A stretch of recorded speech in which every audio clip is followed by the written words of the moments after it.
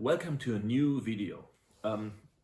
Today I wanted to show you something new I made and talk a little bit about the use of it. As you know, in the Cateran Society we train, of course, with a Highland broadsword, but we are also generally interested on a wider horizon in the use of all kinds of Scottish weapons, also those we don't have any source material for, or at least not a how-to manual.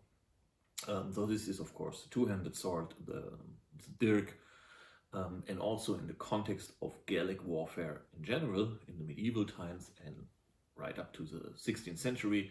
Of course, Ireland is also very, very interesting. If you want to learn more about Irish history, Irish martial arts, and also about the Irish Kerns and Galloglass, I highly recommend you the channel of my mate, the Rambling Kern, in Ireland.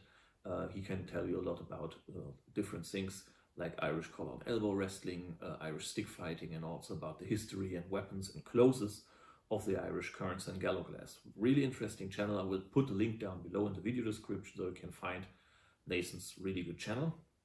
It's worth to support it. Very interesting channel. So, as I said, we also look into the kind of use of earlier weaponries in Scotland and Ireland, like the two-handed sword or the Galloglass axe, the Sparth-Axe, and of course the one-handed swords. One-handed swords had a different design than later, of course, the basket-hilted swords, but they were the forefathers of the later basket-hilted broadswords. And it's interesting because Scotland and Ireland have their own specific designs. The Scottish versions are more like this, like the two-handed sword, aka Claymore, but then as a one-handed version, though you often find these langets or quillons. You have the forward-sloping quillons, mostly not with the shamrock, or what it is called, quatrefoil, I think, and of course one-handed or half-lung swords. So these are typical with variations, and we can find these not only in Scotland, but also a lot of examples were found in Ireland, but they have more of a Scottish design. The Irish, however, had their own particular design of swords, which is also very, very nice. And this is the so-called Ring-Pommel Sword, obviously because the pommel is not closed, it has a shape of a ring. Irish Ring-Pommel Swords we can find as one-handed versions, and also as two-handed versions. At least one example survived, I think, in a private collection. Maybe there were also like two. We also have some findings in the ground, so they are just, the rest of a sword, not really a complete sword, which you can find in some museums in Ireland. And we find one-handed and also two-handed versions. Of course, one-handed versions we find quite more often, and we also see one-handed versions very often in pictures. We see also a two-handed sword, I think, in Albrecht Dürer's depiction of Irish Kerns and Galloglass. And of course, we find one-handed swords a lot in different historical portrayals of Irish people, of Irish Kerns and warriors.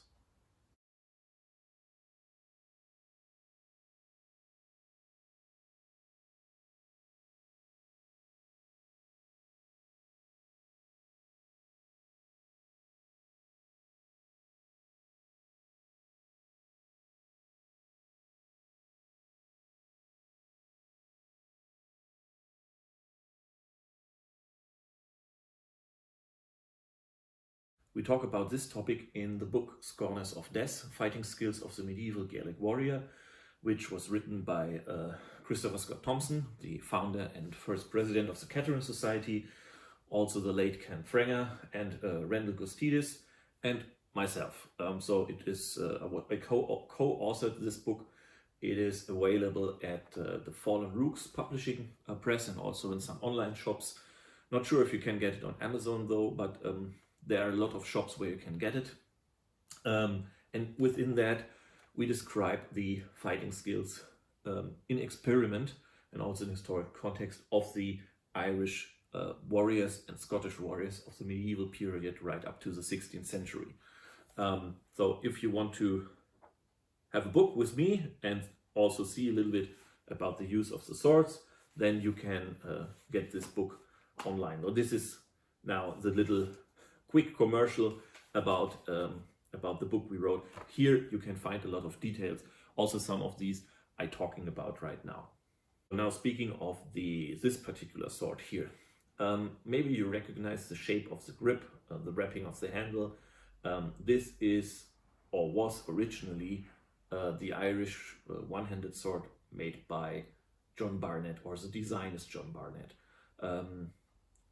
I don't know exactly who John Barnett is, but you stumble over the so-called John Barnett swords in the internet quite often, and most of the time they look good, but they are very often overly heavy.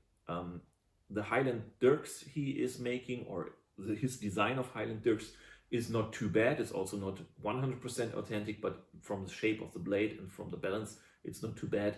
They are always like semi-sharp, so not really sharp, but they could be sharpened, and mostly they are pointy.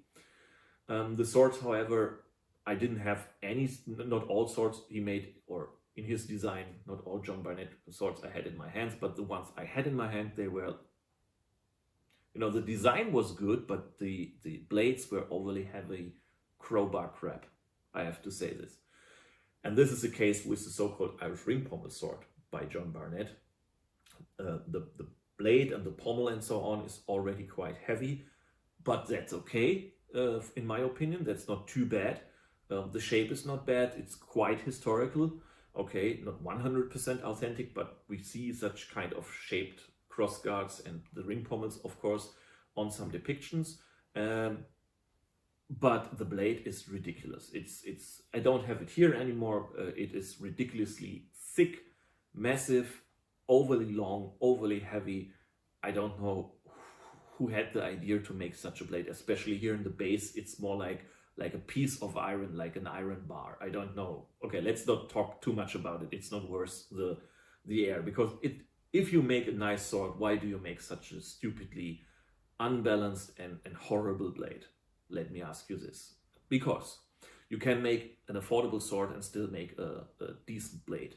And that is what's happened here, because I used the grip and pommel and everything of the John Barnett sword, and then I got in an online auction quite cheap. The John Barnett, I have to say, it's not very expensive if you purchase it in a shop. I was even more lucky because I got it in an online auction. Just a coincidence. It was like 60 euros or 70 euros. So that was okay, and I bought it as a wall hanger.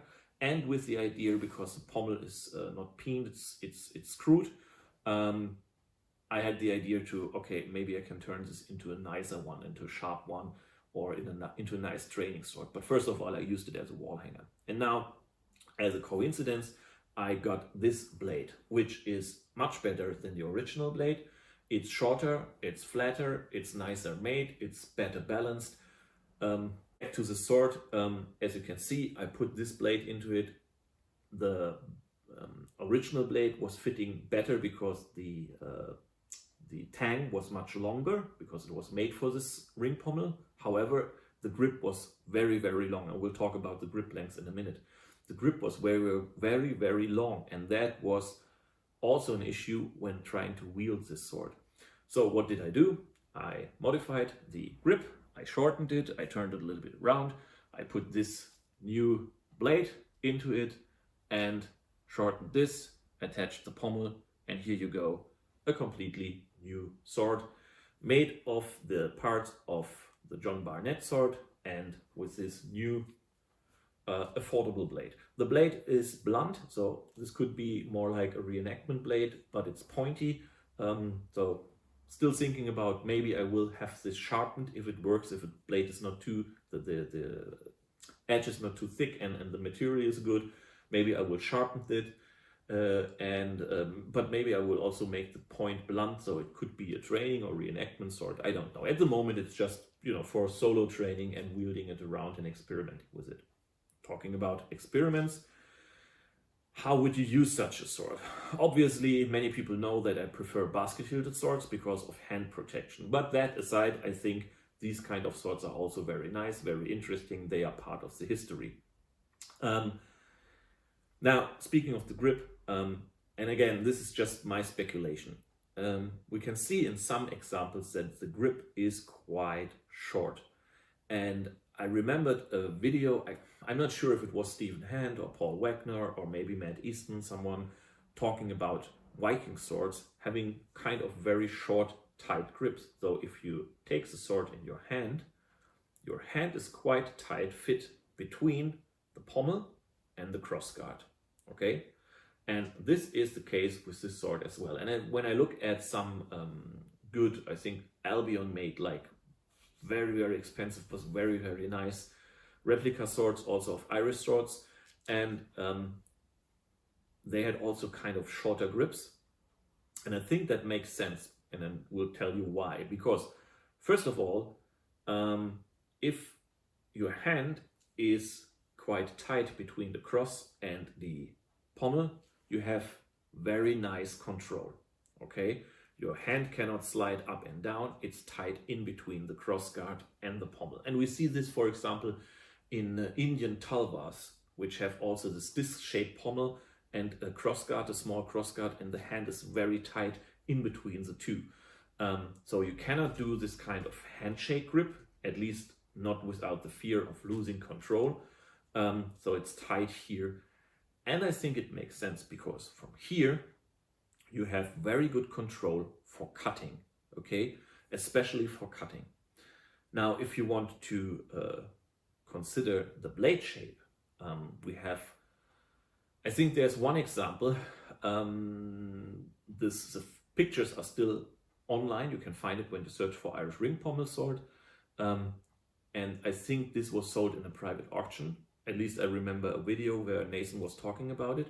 However, it's not in a museum. And it's kind of a very nice Irish Ring-Pommel Sword, which is kind of complete for the age. And it has a blade which is getting wider towards the point.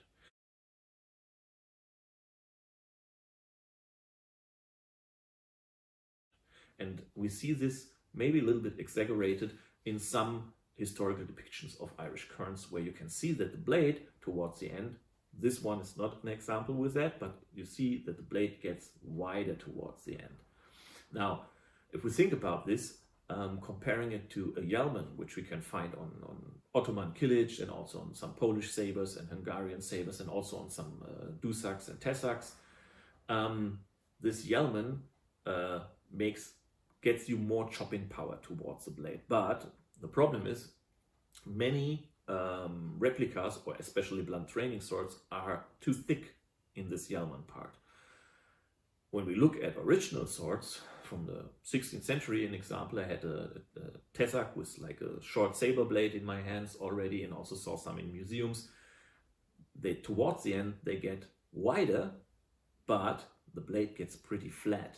Okay, like the term paper thin is usable for it. It's more like a machete towards the end. So you have a broader point, but at the same time, a very flat point. So this makes it a very good meat chopper, and you don't screw your point of balance. And we see this also on historical Highland broadswords, especially from the 17th and earlier 18th century, where you have really massive looking, very, very broad blades, also towards the end. And again, these are very, very broad, but also very flat. So they are really meat choppers. They are not supposed to be thrust-centric weapons, and they are not supposed to smash or crush or cut through armor or something like that. And they are made to cut flesh and clothes and everything. And in the Blade Museum in Solingen, we had one example at least, which was also very long and really flexible and had a very broad blade. And toward the end, it was already flat on the basic section, but also was getting flatter and flatter all over the whole blade. And this was very, very flexible. So blade on blade fencing against a stiffer weapon, you would maybe have a problem with your parry, but in companion with a targe, that would be a wonderful sword, especially because it was quite long. And my assumption is that the Irish swords might have become broader towards the end. Not all examples, but some examples getting broader towards the end to give you more chopping power, but the blade was getting flatter and flatter. So you would not have like a beefy axe head, mace-like, broad blade towards the end. And if you look, again, the pictures might be a little bit exaggerated, but if you look at the one example, we have a historical example where the blade is getting wider, it's kind of decent, okay? And then if you think about making the blade flatter towards the ends, that is a really nice chopper. So if I use this mostly for cutting, then the tight grip between the pommel and the crossguard helps a lot. And especially because the pommel is round, this is also not, annoying me here in my pawn. So this sits now really tight and nice, and I have the feeling I have a lot of control. This one is only 85 centimeters long, and it weighs only 960-ish grams, so it's kind of light. Consider this is still a blunt blade, so it has a little bit more mass if I sharpen it. So this is, again, not a historical replica, but it's close to what the real deal is. And I think that if you have an Irish sword and consider it is more like a chopping sword, like a cutting sword, and maybe you use it together, what the Irish were probably quite famous for, you use it with an armored glove and having your dirk or an Irish saskean in your hand to protect yourself, or you use kind of a buckler or kind of a targe, then this is really a nice sword to go. Of course, if it is still designed from the blade that you could thrust, then this becomes a little bit of an issue because you cannot do kind of this forward angle in the handshake grip. However, first of all, you could put for thrusting your index finger over the cross, okay, to have a little bit more control. But also we find on many Irish swords, and especially also on Scottish swords, I can show you here again, on this one, on the two-hander, you find these langets or quillons or what they are called.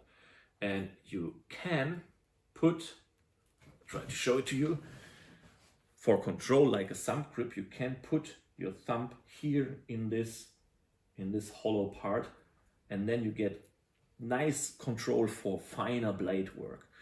And with this Irish sword, you have something similar where you can put your thumb here, and now you have much more. You can do like flat cuts, you can do like back edge cuts, you can do like these horizontal helicopter cuts or what it is called. And also you have a little bit more control when it comes to thrusting. Again, this is my theory, and I think this would work quite nice when we consider the context and also the historical equipment the Galloglass and Kerns were using.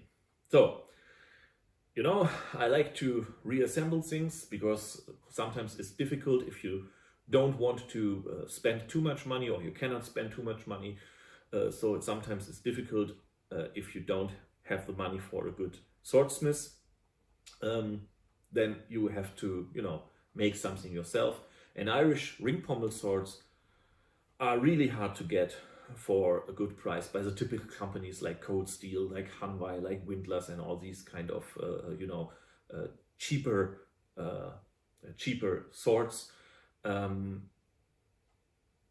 not that cheap anymore.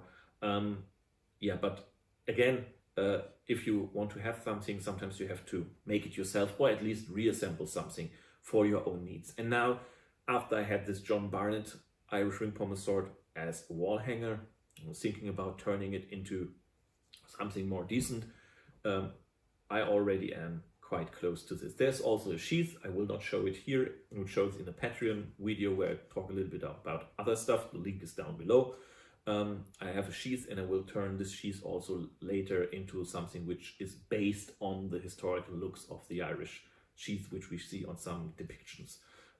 So, Irish ring-pommel swords, pretty cool thing. I will show you some techniques with it, some solo drills now at the end of the video, so that you can see a little bit of how I would use it without an offhand weapon, just the sword alone. But as I said, together with handheld dirk and good protection here on your dirk or skean hand, or with a targe, which was also used in Ireland with a targe or another type of shield, that is really a nice cutting sword and works really well. So Irish ring-pommel swords, I like the design. as I like the design of the earlier medieval Scottish swords, and I'm really happy that I was able to reassemble or assemble this, modify it into a proper sword. If then things change, I will keep you updated. Then I will show you a little bit more when this is maybe sharpened. Maybe we can do some test cutting in future. And yeah, thanks for watching. Hope you enjoyed this video and see you in the next one.